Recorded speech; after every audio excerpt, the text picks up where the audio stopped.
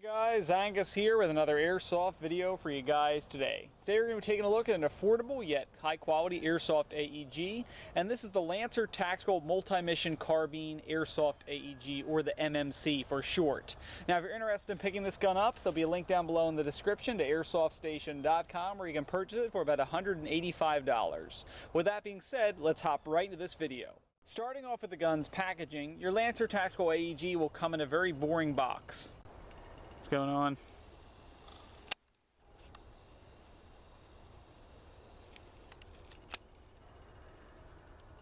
Checking out the box. Nice. That holds the gun tightly in a clear plastic mold. Inside the box you won't get too much, maybe a few pieces of paperwork, an unjamming rod, and of course your Lancer Tactical MMC AEG itself, along with its 360 round magazine. Now hopping right to external construction here, when you pull this gun out of the box, first thing you're going to notice, it's light. And a lot of that is due in part to the fact that it's pretty much entirely constructed of a high quality nylon fiber. That includes your rail system, your iron sights, your upper and lower receiver, your pistol grip, and your stock itself. Those are all constructed in nylon fiber. You do get some metal pieces as well, including your buffer tube, your outer barrel, pretty much all your extremities as well, including your charging handle, your fire selector, your mag release, etc. So you get a mix of construction on there. However, the majority nylon fiber, not necessarily a bad thing. It does make the gun rather lightweight, weighing in only a little over 5 pounds. It makes it rather nice and maneuverable too, especially going to come in handy if you're lugging this gun around for a full day of games. Don't be turned off by, say, plastic construction there. This weapon is very solid and durable. There's really nothing on here that creaks or aches, anything like that. It's a solidly built gun externally. As far as external markings, there's only one small one, and we'll go ahead and zoom in on that for you now. That external marking isn't really anything special. It's just a Lancer Tactical sticker on the left side of the gun.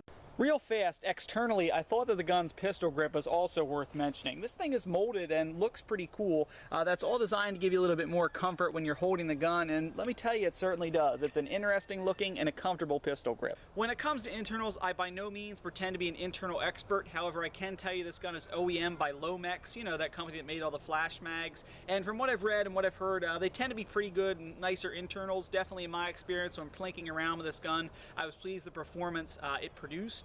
I can tell you the weapon does have a metal version 2 gearbox, kind of stock to all your M4 variants out there, and as you guys saw at the beginning of the video, this weapon does have a pneumatic blowback system as well. Speaking of blowback, you're going to need the gun to shoot in order to be able to see that, and for that we need to access our gun's battery compartment, which in this case would be housed inside the gun's stock. The MMC's battery compartment is pretty easy to access. In order to get in there, you want to squeeze in on 2 prongs located on the inside, which will remove the butt plate like so.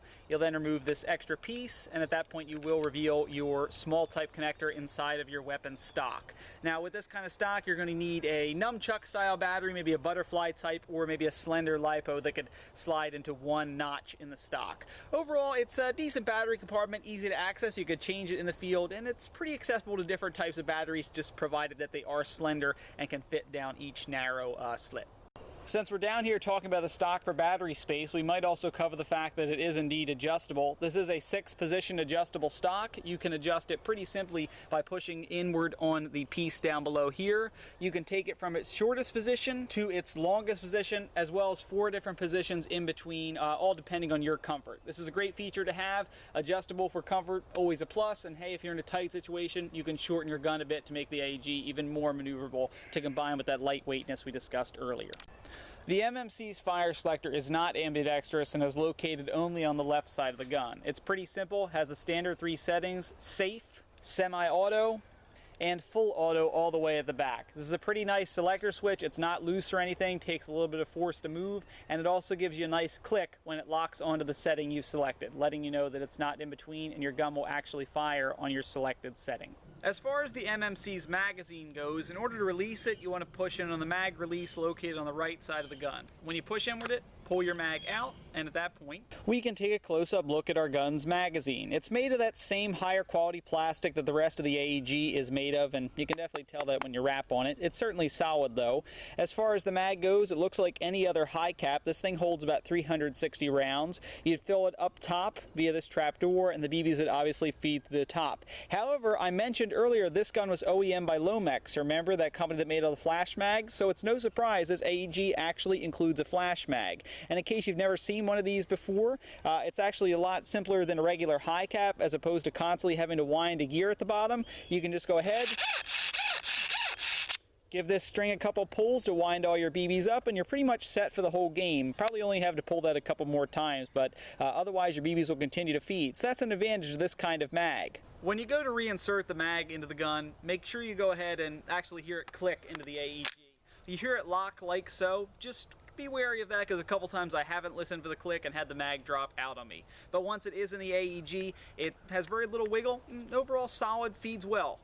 While obviously you have that big long top rail to make use of for an optic, this weapon does include 2 flip-up removable iron sights, as you can see currently flipped up. We'll go ahead and zoom in on those for you individually now.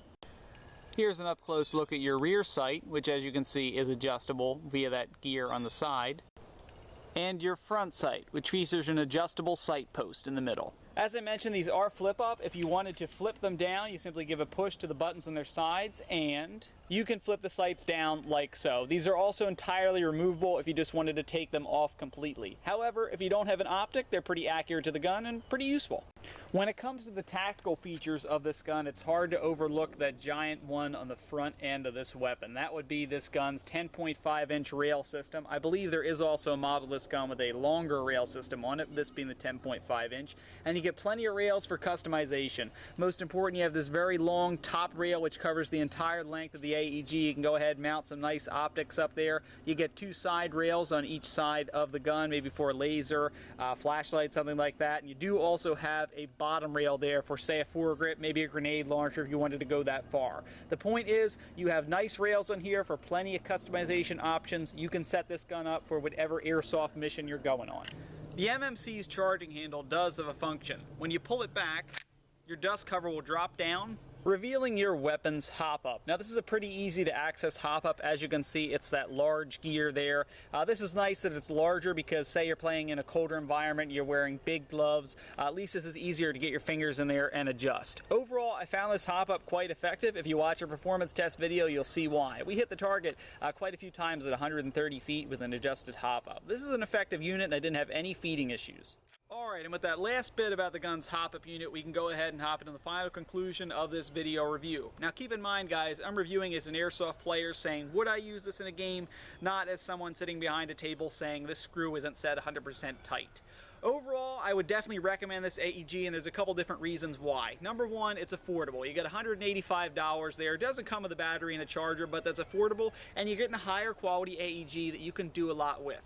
Number one, I'm huge on customization. You get massive rail space here to do whatever you want, put whatever accessories you need for your specific airsoft game, and that's always great. You also have the extendable stock at the back here. You can change this depending on whatever situation you happen to be in during a game, and that's always advantageous. Also, the weapon is very lightweight, making this maneuverable whether you're playing CQB or outdoor woodland field. The other smaller features tie in nicely as well. As I mentioned, we get a good hop-up unit, flip-up iron sights, a crisp selector switch, and let's not forget that flash magazine down the bottom, which you can adjust very easily simply by pulling onto the string.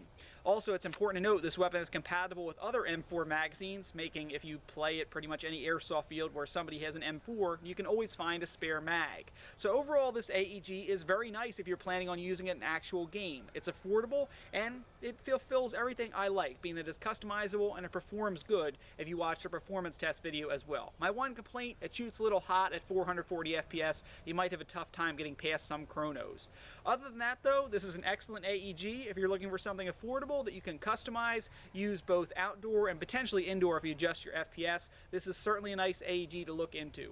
With that being said, this has been Deathcore Airsoft's review of the Lancer Tactical MMC by Lomex. Thanks for watching guys, please subscribe.